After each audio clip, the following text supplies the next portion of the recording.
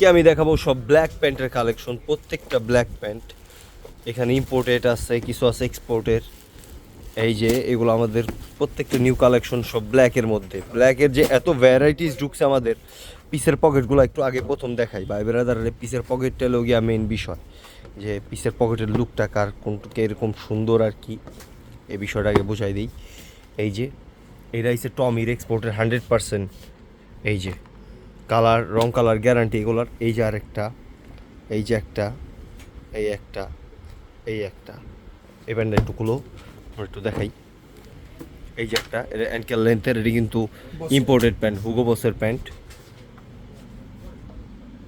এই যে একটা, এটা পুরো রিপের মধ্যে, কালোর মধ্যে ছেঁড়া ফাটা। 36 আছে ওয়েস্ট এইটার। এই যে একটা আছে ফুল ব্ল্যাকের মধ্যে, এটা আবার চায়না, অ্যাঙ্কেল লেন্থের। এগুলো আরও রং কালার গ্যারান্টি।